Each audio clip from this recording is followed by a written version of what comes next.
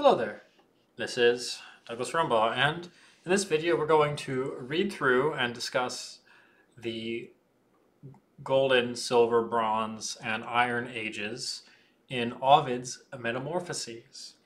Now, from my last video on the Metamorphoses, I'm making a slight change in the way that I'm doing this because I don't want to continue reading out of that specific edition of the book that I had for copyright reasons. So instead I've gone and I found some older translations to use. I have here open one from Dryden et al., which is all the way back from 1815. This is a verse translation, a poetic translation. So as you can see here, it's structured very much like a poem, maintaining a rhyming scheme and whatnot. And then this is the Miller translation, which is from the 1920s. Miller is actually the original source translation for the edition that I started reading, the Barnes & Noble one, but that one has some modifications by Swillis, which is presumably still under copyright. So we're going to roll all the way back to pure, unadulterated Miller. Both of these translations are available on the internet, and in fact I'll have links to the Wikisource page of various public domain translations of Metamorphoses, from which I obtained the text that we're going to be reading today. That will be down in the description. I thought it'd be interesting, while we're using old translations anyway, to actually look at more than one. So the Miller translation here is prose, and of course, as I mentioned, the Dryden is much older and in verse. So it'll be nice I'm going to read them both, and we can compare them to each other as well as to Hesiod's version of these same four ages, which I've talked about in a previous video. There should be a card up there now with a link to that if you are interested and have not seen it. Okay, so let's just get started. We have the Golden Age according to Ovid's Metamorphoses. We'll start with Dryden. The Golden Age was first, when men yet knew no rule, but uncorrupted reason knew, and, with a native bent, did good pursue. Unforced by punishment, unawed by fear, his words were simple, his soul sincere. Needless was written law where none oppressed. The law of man was written in his breast. No suppliant crowds before the judge appeared, no court erected yet, nor cause was heard. But all was safe, for conscience was their guard. The mountain trees in distant prospect please, ere yet the pine descended to the seas, ere sails were spread new oceans to explore, and happy mortals, unconcerned for more, confined their wishes to their native shore. No walls were yet, nor fence, nor moat, nor mound, nor drum was heard, nor trumpet's angry sound, nor swords were forged, but void of care and crime. The soft creation slept away their time. The teeming earth, yet guiltless of the plough, and unprovoked, did fruitful stores allow, content with food which nature freely bred. On wildings and on strawberries they fed. Cornels and brambleberries gave the rest, and falling acorns furnished out a fest. The flowers unsown in fields and meadows reigned, the western winds immortal spring maintained. Following years the bearded corn ensued, from earth unasked, nor was that earth renewed. From veins of valleys milk and nectar broke, and honey sweating through the pores of oak. Okay, so a couple of key points here.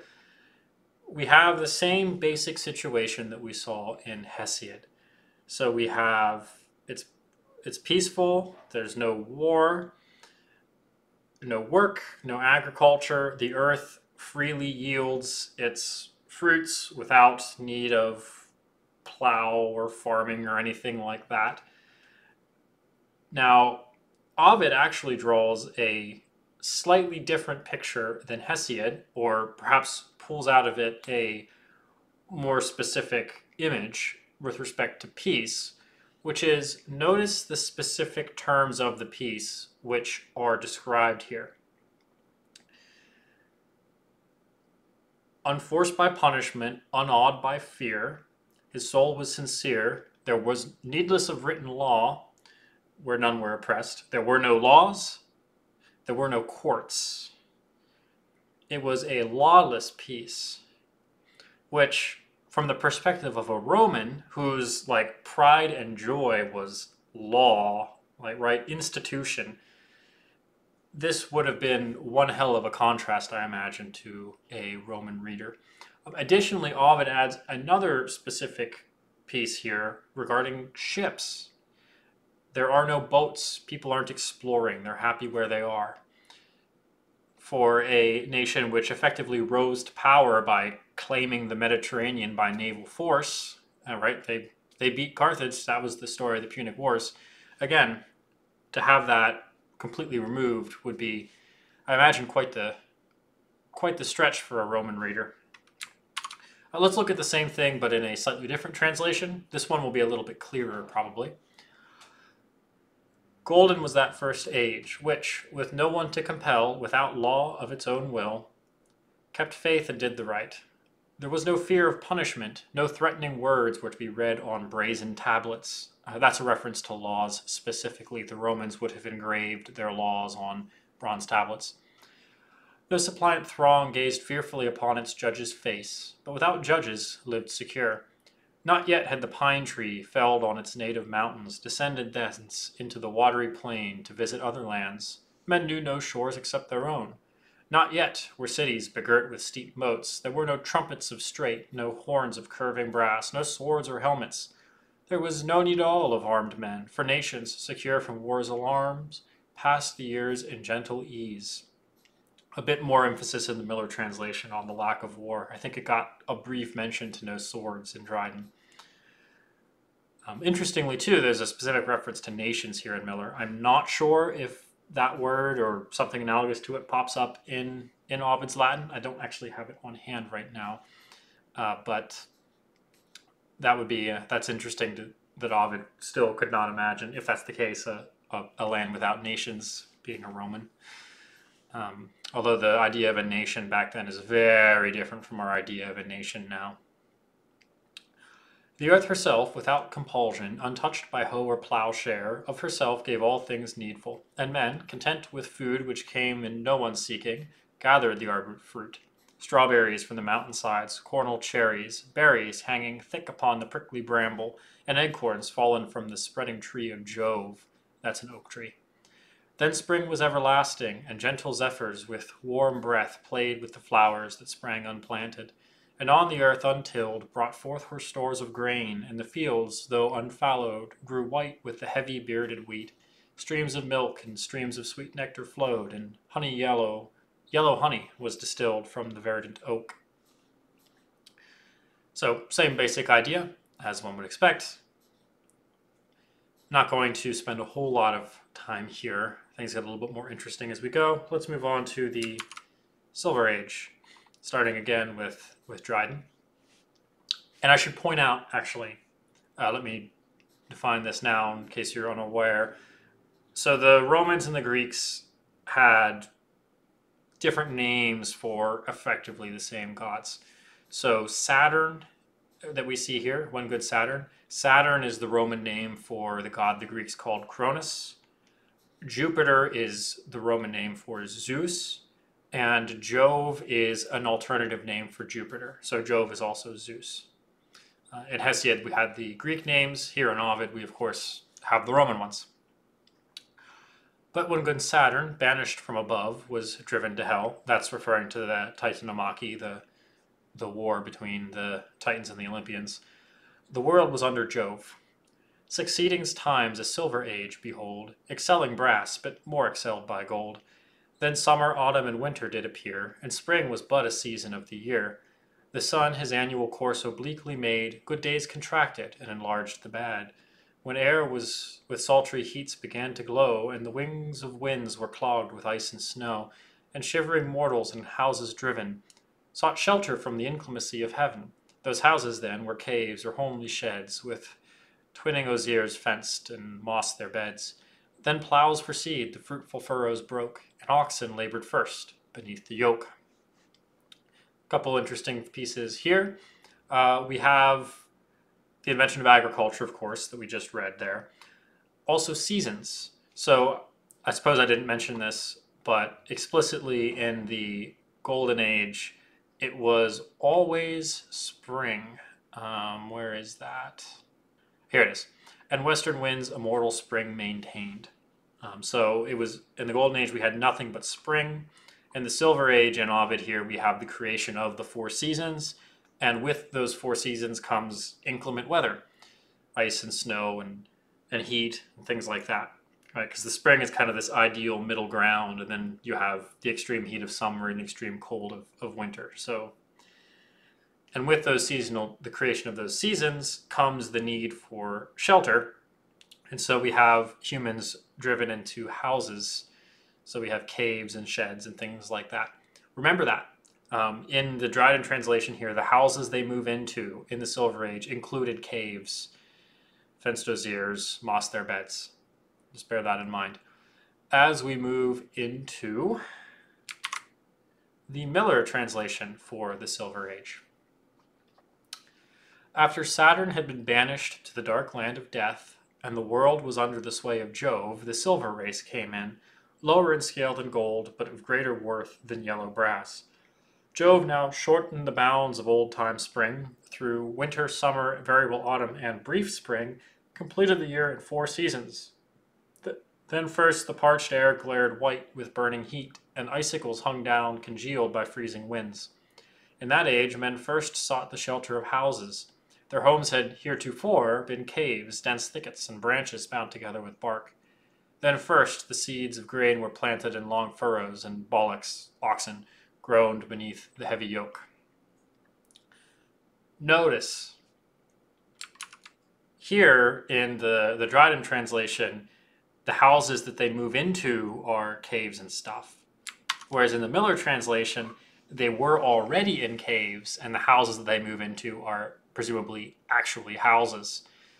Something to bear in mind when you're reading works in translation like this is that the translator themselves have a lot of leeway, particularly here in a verse translation like we see with Dryden, because obviously the Metamorphoses, it's an epic poem, and so it would have a poetic structure in Latin.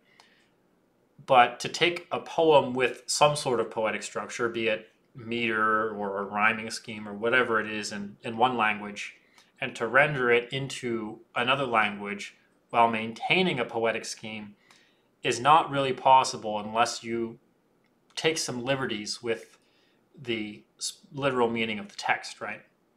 So when you see a verse translation like this, bear in mind that the odds are pretty good that the literal meaning of everything has probably been changed in order to fit it to a poetic form in English.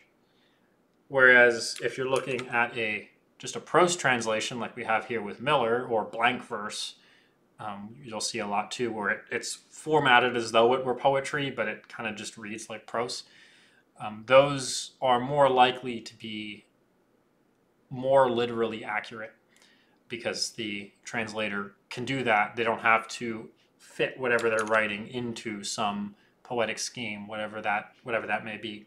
And so here we see possibly a side effect of that in the particular condition of homes before and after the Silver Age being contradicted in the two translations. But beyond that, one interesting point is that if we look back to Hesiod, recall that the Silver Age was noted with the whole 100 years of childhood thing, which is not here. And also the Silver Age ended because of impiety. Zeus killed everyone because they were not worshiping the gods as they should. That's also missing. Here, in effect, we actually have very little commentary on the condition of people per se, with the exception of the invention of shelter and agriculture. So say the beginnings of civilization, right? The beginnings of civilization show up here, and then the seasons as well, which brought on the beginnings of civilization. But there's not a whole lot of specific commentary on the state of the people themselves. Moving on to the Brazen Age, which is really short. To this came next in course the Brazen Age, a warlike offspring, prompt to bloody rage, not impious yet, which is interesting considering what we just said about Hesiod's Silver Age and the impiety there, but in Ovid, even come the Bronze Age, they're not impious just yet. And then for Miller, next after this and third in order came the brazen race of sterner disposition, more ready to fly to arms savage, but not yet impious. So just like with Hesiod, we do see the primary focus of this age is warfare, right? They're ready to fly to arms, they're aggressive. But we don't get very much discussion of the Bronze Age. And then finally we have the Iron Age.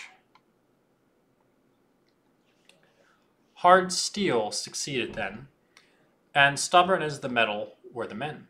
Truth, modesty, and shame the world forsook. Fraud, avarice, and force their places took. Then sails were spread to every wind that blew. Raw were sailors, and depths were new. Trees, rudely hollowed, did the waves sustain, ere ships in triumph plough the watery plain. So we start to get exploration and, say, conquest of the oceans. Then landmarks limited to each his right, for before all was common as the light, the invention of property rights. Nor was the ground alone required to bear her annual income to the crooked share, but greedy mortals rummaging her store digged from her entrails first the precious ore, that's O-R-E, or it's spelled here like boat oars, but he's talking about metal, so we got mining, which next to hell the prudent god had laid, and that alluring ill to fight displayed. Thus cursed steel and more accursed gold gave mischief birth and made that mischief bold. And double death did wretched man invade, by steel assaulted and by gold betrayed. Now, brandished weapons glittering in their hands, mankind is broken loose from mortal bands. No rights of hospitality remain. The guest, by him who harbored him, is slain. The son-in-law pursues the father's life. The wife her husband murders, he the wife. The stepdame poison for the son prepares. The son inquires into his father's years. Faith flies, and piety in exile mourns, and justice, here oppressed, to heaven returns. So, once again, we see actually perhaps not as much focus on the people here as we have in Hesiod, although we do get that same basic idea of lack of like rights of hospitality and respect for parents and family and brothers and things like that we saw in Hesiod there in the last little section. But we have in particular the invention of property rights, of exploration in boats and the conquest of the ocean. And we actually, in a sense, almost see gold as being blamed for the state of humanity at this point in time. Right? And more accursed gold gave mischief birth and made that mischief bold. Let's take a look at Miller.